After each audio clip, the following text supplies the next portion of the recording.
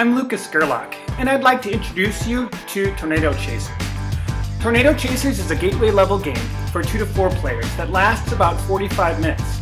In Tornado Chasers, you are a storm chaser who's trying to predict where the next tornado will strike, so that you can be in the right place at the right time. Over the course of 3 storms, you'll be moving developing tornadoes, maneuvering vehicles, upgrading vehicles, and positioning equipment, all in an attempt to gather the best research while avoiding being the next tornado victim. It's a game of card placement, press your luck, and point-to-point movement. Let's check it out. Tornado Chasers is a turn-based game. And during each turn, you will go through 3 phases. In the tornado phase, you will move the developing tornado around the map. In the Chasers phase, you'll perform 2 actions focused on moving vehicles, upgrading them, and setting up equipment. In the scoring phase, you score points based on where your equipment is and where the tornado is. The game ends after 3 storms, and the player with the most points wins. Tornado Chasers takes place on a road map that is set up in a random fashion, so it will be different every game. Players start with a van, cameras, a tornado probe, and 1 forecast card.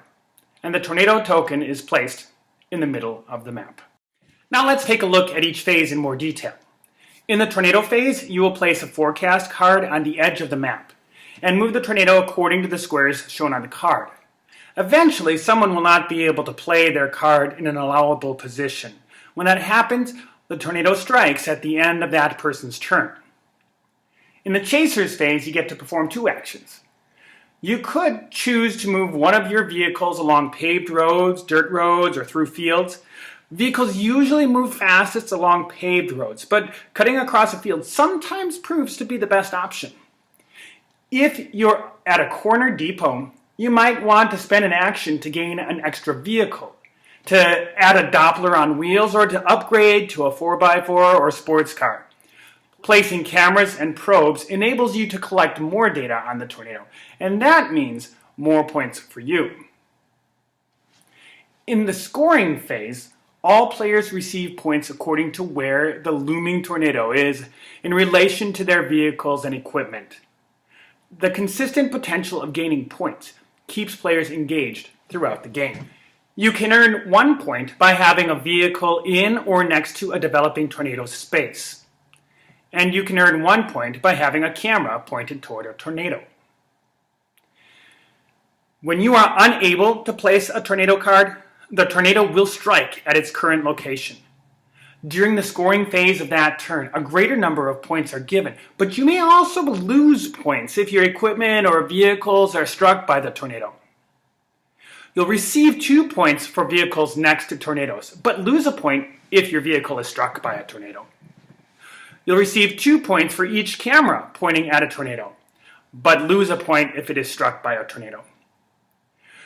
You can gain 5 points if your probe was struck by a tornado, but that's tricky to place your tornado in just the right place. After points and penalties are awarded, the map tile is flipped to show road damage. Then, gather your tokens to gear up for the next storm. You will hunt for tornadoes over the course of 3 storms, with each storm progressing in intensity. The person with the most success in chasing tornadoes, the one who has collected the most points, is the winner. Thanks for watching. With its intuitive gameplay, continual engagement, tactical thinking, and intriguing theme, Tornado Chasers just might blow you away. I hope you get a chance to check out Tornado Chasers and give it a whirl.